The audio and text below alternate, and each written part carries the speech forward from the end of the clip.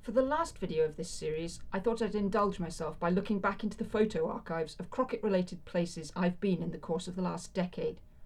I hope you might enjoy seeing some of them. Of course, any and every talk about Crockett begins at Little Duckery.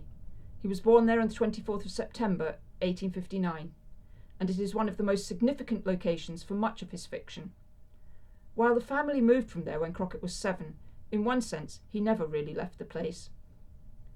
When the Galloway Raiders was formed in 2014, we went there on the centenary of his death, April the 16th, to mark the publishing of the 32-volume Galloway collection, which I'd been working on for the previous 2 years.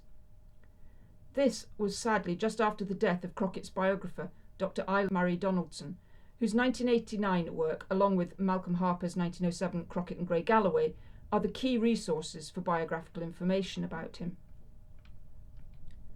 Moving on from the Duckery, there's a stretch of what is now the A672, which has immense significance for anyone interested in Crockett and his works. The young Crockett walked from the Duckery to Lauriston to school, and it features in many of his stories. The area we better know as Woodhall Loch, Crockett refers to by its older name, Greenock Loch. You'll find it described in Kit Kennedy, among other works. The Bogle Thorn used to stand along the side of the loch.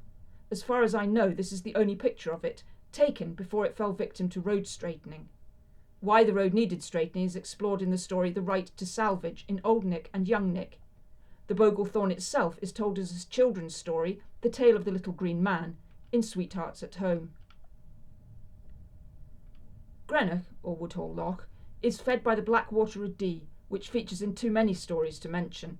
Crockett also describes it in great detail in Raiderland. Now, however, we're moving to places that are slightly less accessible. I've been to Back Hill of the Bush a couple of times. It offers a spectacular view of the Dungeon Hills from across the Curran Lane and brings the raiders to life. The bothy is more or less the setting for Rose of the Wilderness. Sadly, it's not maintained by any organisation and tends to be the refuge of mice, possibly rats, as well as a venue for both respectful hill walkers and often less respectful revellers.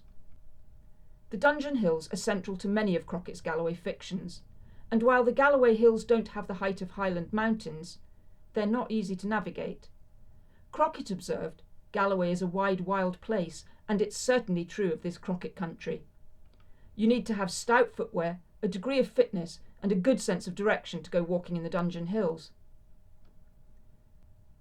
Crockett was familiar with these hills and their history of Covenanters, Gypsies and Raiders, but even he took the aid of a guide when researching for locations for the Raiders and Men of the Moss Hags. Which brings us to Glenhead of Trool. These days the area is almost exclusively known for Bruce's stone and the history associated with that, but Glenhead Farm, the home of John and Marion Macmillan, is another key Crockett location, though sadly it's no longer recognisable as the refuge Crockett found when he wrote, "Glenhead I saw for the first time in the broad glare of a mid-noon sun.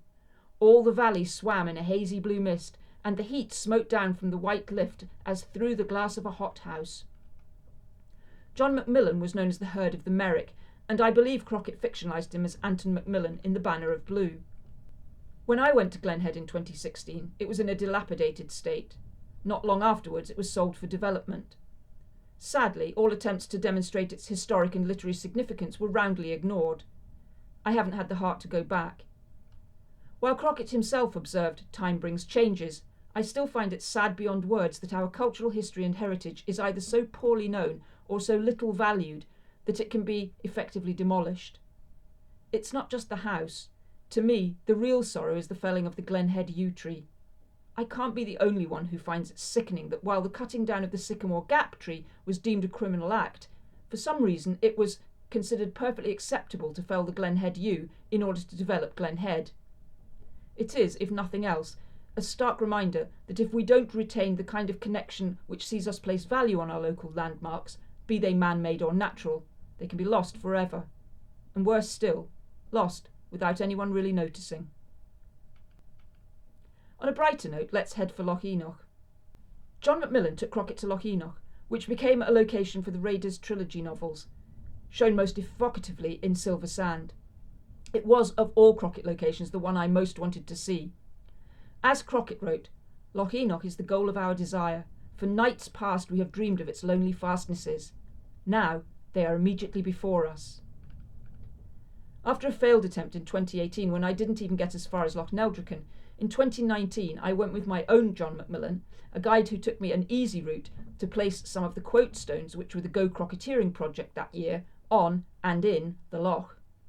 I went in the height of summer on a beautiful June day, and even the midges couldn't diminish the experience. For me, Loch Enoch is the very heart of Crockett country. It was a truly memorable day, a once in a lifetime I will never forget, and I will always be grateful I went. Coming right up to date in 2024, while marking 300 years of the Levellers' Rebellion, which Crockett used in his novel The Darker the Moon, we went in search of Duckerybank Woods and the Levellers' Camp, also known on maps as the Roman Camp. I'm still not sure we actually found it, though we did come across Little Duckery from the back view, which gave me a keen sense of Crockett's early childhood playground amidst the trees.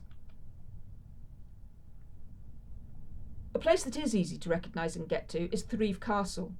It features in Crockett's medieval novels The Black Douglas and its sequel Maid Margaret. And Crockett's alter ego in Rogue's Island gives away something of his own childhood when he says, "The crumbling 80-foot wall of Castle Threave, a very cliff of masonry, was safe and familiar to me as my own bed. If there was anything that was too difficult for me to climb, I did not know about it, or I should have had a shot. In the days of my hot youth, I own that I have occasionally done it to show off. But in more recent times, the passion of climbing for climbing's sake had grown upon me." Crockett was a great climber, and there's much research still to undertake about his mountaineering experiences. One place that I haven't been to is Rathen Island. This is Crockett's fictionalisation of Heston Island. The building and the caves are heavily fictionalised, so I've never really felt the need to work out the tide times to walk across. Some places I'm happy to leave as an armchair experience. But if you do want to find Crockett, then Balmiggy Kirk is significant. It's where he's buried. He died in France, and his body was repatriated so that he could be buried as he wished. In the high corner I should like to lie, if so the fates allot it, among the dear and simple folk I knew and loved in youth. His inscription is at the bottom of a crowded family stone, and some years ago a nick was taken out of it by an overzealous strimmer. Thankfully it was repaired, and in 2019 we laid some quote stones at the base in an attempt to prevent further damage. And the final destination, beyond the grave if you like, is the Lauriston Memorial. In 2014 it was in a pretty run-down state. It got an overhaul in 2016, but between now and the century of its unveiling, which will be 2032, it will definitely need some TLC. It's on my to-do list to try and raise some money to stop it from crumbling.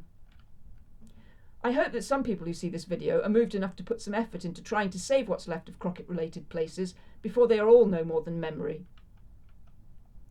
So that's a quick visit through my last 10 years of Crocketeering in images, but what of going forward? With Crockett, every story leads to another story. When the Galloway Raiders was founded in 2014, his biographer, Dr. Donaldson, had just died.